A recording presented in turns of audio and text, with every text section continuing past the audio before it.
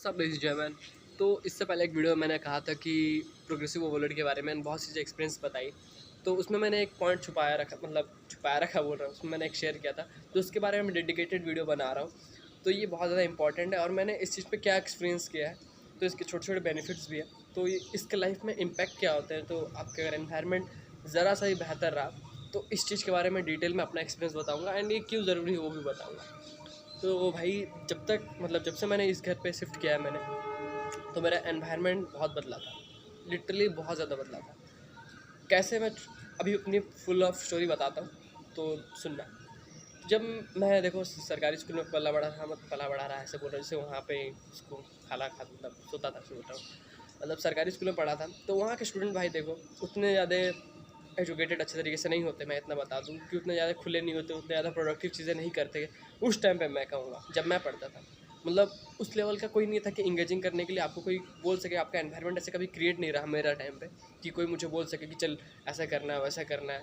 उल्टा मुझे टीचर्स ने ही भाई कभी मुझे डिबेट पे पार्टिसिपेट करवाया था, वरना मुझे कभी भी नहीं करना था।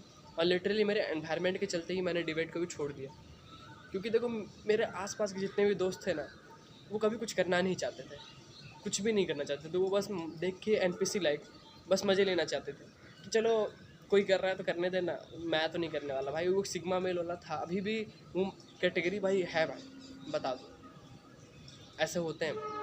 बस उन्हें एक लगता है कि अगर मैं पार्टिसिपेट कुछ भी चीज़ में नहीं करूँगा तो मैं एक सिग्मा मेल हूँ, मैं बस दूसरों को जज करूँगा, दैट्स इट।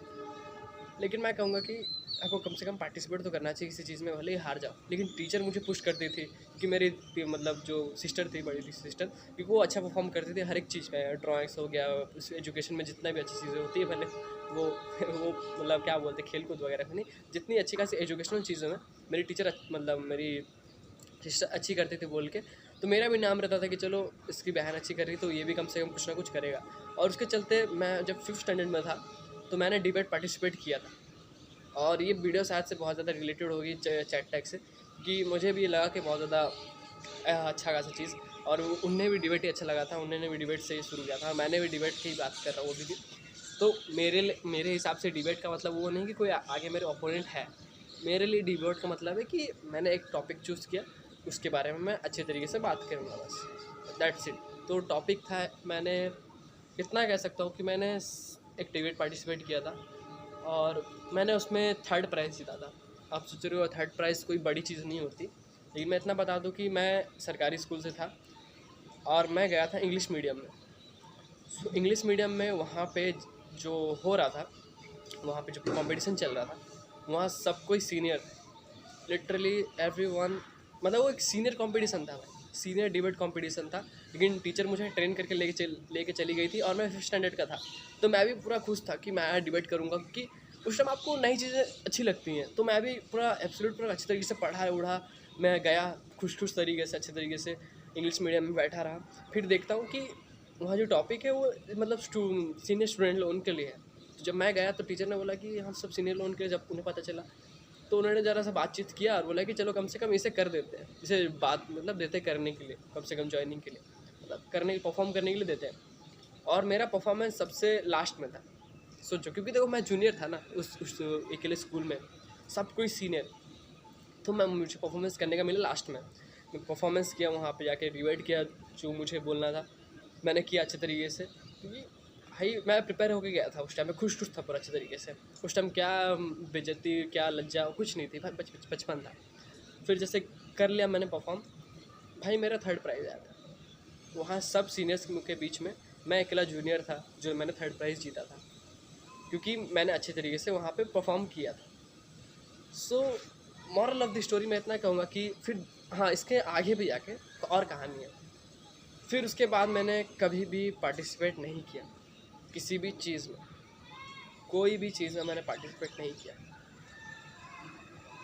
मतलब फिर जब मैं दोबारा स्कूल खुले मेरे 8th क्लास में, और मैं 6th स्टैंडर्ड में के टाइम में भी मुझे कितने सारे टीचर्स बोलते थे कि कर ले ये कर ले, मैं रो पड़ता था, मुझे करने का मन ही नहीं करता था। मैं बोलता था कि क्या करवा रहे हैं मुझसे ये सब चीज़ें, जबकि मेरे कोई दोस्त नहीं करना चाहता था उस वक्त। इसीलिए जस्ट बिकॉज मेरे एनवायरनमेंट कोई था नहीं ऐसा दोस्त की इंगेजिंग कर सके, चल करते हैं बोल के, कोई भी नहीं था। सब कूल बंदे थे, सब मस्ती करते थे, मौज करते थे। तो मैं कैसे करूँ पढ़ाई वढ़ाई अच्छी खासी चीज़ें, पार्टिसिपेट कैसे करूँ? मैं कहीं कर ही नहीं पाता था। मैं बोलता था मैं भी इनके साथ रहूँगा, और टीचर मुझे जानबूझ के सिलेक्ट कर लेते थे। मुझे इतना मतलब दुखता था कि मैं बोलता था कि मैं ही क्यों चूज़ कर रहा हूँ, मतलब मुझे ही क्यों चूज़ करे टीचर, कोई और वो भी चूज़ नहीं कर रहे, कोई और क्यों नहीं करना चाहता है मेरे साथ, अगर मैं फंस जा रहा हूँ तो इस चीज़ पे मुझे ऐसा लगता था। तो धीरे धीरे करके मेरा डिबेट का जोश हट गया। मैंने उसके बाद कभी भी पार्टिसिपेट नहीं किया, और मैंने किया भी एक जगह पे तो मैं पूरा गंदे तरीके से सब चीज़ें लाइन भूल चुका था। फिर जाके एंट्री होती है इस घर की। इस घर के आने के बाद मैंने बहुत सी चीज़ें सीखी, क्योंकि यहाँ के नेबर्स जो थे वो उनके बच्चे अच्छे खासे भाई थोड़े से अच्छे स्टैंडर्ड वाले थे, जो भी वीडियो देख रहा हूँ बता रहा हूँ। तो उनके अच्छे खासे बच्चे स्टैंडर्ड में थे भाई, मतलब वो पढ़े लिखे थे और उन्हें प्रोडक्ट चीज़ें करने अच्छी लगती थी। प्रोडक्टिव चीज़ें बोलने से देखो मुझे यहाँ आके क्या क्या सीखने मिला बताता हूँ। तो सबसे पहले तो मैंने खेल कूद किया, मैंने फुटबॉल खेला, क्रिकेट खेला, मुझे बहुत चीज़ों पता चला। इंग्लिश तक इंट्रोड्यूस मैं यहाँ से हुआ हूँ। मैं जब तक ये पुराने वाले अपने घर में था वहाँ से मुझे कुछ पता नहीं था, कुछ भी नहीं पता था। मैंने यहाँ आया तो मैंने पहली बार ये सुना था वर्ड मेजोरिटी विंस गेम्स के टाइम पे, कि आपको हाथ उठाना है और सबसे ज़्यादा जिसका पॉइंट्स होगा, जिस टीम पे सबसे ज़्यादा लोग होंगे कि जिस बात से सबसे ज़्यादा एग्री करते होंगे तो वो पार्टी जीतेगा, मेजोरिटी विंस। तो मुझे जब ये पहली बार सुनने मिला ना, मैं बोला कि इसका मतलब क्या होता है। तब वहाँ पे एक लड़के ने बोला कि सबसे ज़्यादा ऐसे टाइप का, मैंने एक्सपीरियंस नहीं ऐसे बताया, मैं बोला वो ऐसा तरीके से। वहाँ मैं मूवी समझा, मैं इंग्लिश सॉन्ग से इंट्रोड्यूस हुआ। और मुझे अभी भी याद है भाई, अगर वो वीडियो देख रहा होगा मेरा तो मैं बता दूं कि हाँ यही तो मेरे बगल पे ही रहता है वो लड़का, एंड वो भी दिल्ली शिफ्ट हो चुका है। तो उसने मुझे एक पहला सॉन्ग सुनाया था अपना, इंग्लिश सॉन्ग, और ट्रेवर का था। अभी तक मुझे याद है, क्योंकि देखो मैं नई चीज़ें आपके दिमाग में छप जाती है। तो उसने सुनाया था, फॉलिंग सॉन्ग सुनाया था। तो अभी तक मैं मुझे वो सॉन्ग कभी कभार सुनता भी हूँ। तो मैंने इंग्लिश से सीखी, यहाँ पे बहुत सारी प्रोडक्टिव चीज़ें करी, मैं यहाँ के एनवायरनमेंट के साथ अच्छा खासा जुड़ा रहा, तभी जाके मैं ऐसी चीज़ें कर पा रहा हूँ। यस। तो उसके बाद मैंने धीरे धीरे करके समझा कि हाँ कितनी ज़्यादा ज़रूरी होती है, और आज मैंने फ़ील किया कि हाँ ये कितना ज़्यादा ज़रूरी है।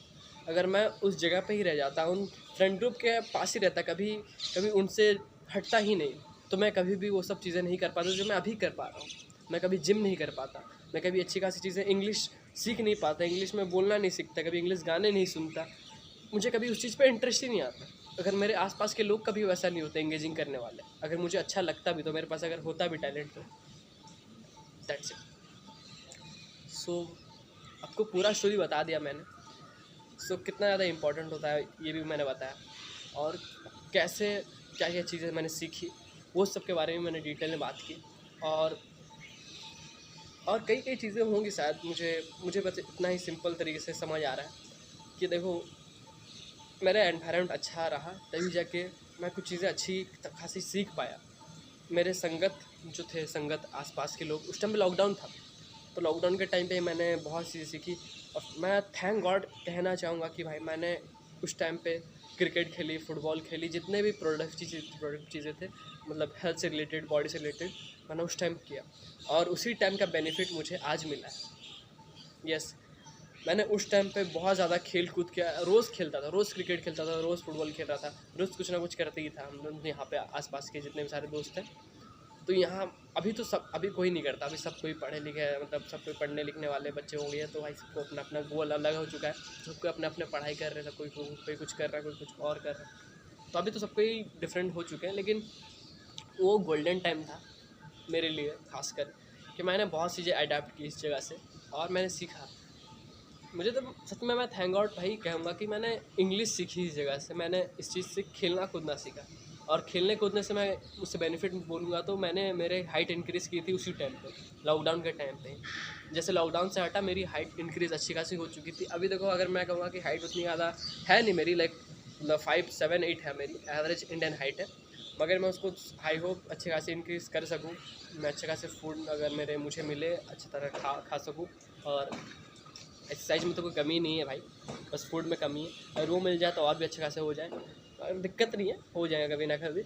तो ऐसी चीज़ें हो सकती है अगर आपका एनवायरनमेंट अच्छा रहा। इतना कहूँ मैंने फुल लाइफ स्टोरी बता दी इस वीडियो में कि कैसा रहा मेरा एक्सपीरियंस, और मैंने क्या क्या सीखा, क्या नहीं सीखा, ये इसके बारे में बताया। और वो सब करने के बाद ही मुझे आज अच्छा खासा प्रोडक्टिव चीज़ें करने अच्छी लगती है, लाइक जिम जाना, गाना सुनना, इंग्लिश को सीखना, क्योंकि वो बहुत ज़्यादा मुझे सच में, अभी मैं अगर इंग्लिश नहीं सीखता ना, मुझे बहुत ज़्यादा बुरा लगता, बोलता कि मैं तो इंटरनेशनल लैंग्वेज है भाई, इसे सीखना चाहिए। ये अगर सीखोगे तो तुम्हें हर एक अगर कोई भी इंसान कोई लैंग्वेज नहीं जानते रहेगा तो इंग्लिश कम से कम जानता होगा, और मुझे सीखना ही चाहिए भाई वो सब चीज़ों के बारे में। तो ऐसा होता है अगर आपके पास आसपास है लोग ऐसे होंगे। एंड बाय द वे, आपको मैं इस मौसम को छोड़ना नहीं चाहता था, इसीलिए मैंने इसके लिए डेडिकेटेड वीडियो बना दिया। So that's it for today, and I hope कि किसी को मदद हुए रहे इस वीडियो पर, एंड वो समझ सके इस चीज़ का वैल्यू कि क्या होता है। सो दैट्स इट, एंड मिलते हैं किसी नए वीडियो में किसी नए टॉपिक के साथ। Take goodbye and thanks for watching this video and love you all. And इस व्यू के साथ इस वीडियो को एंड करते हैं, तब तक के लिए गुड बाय।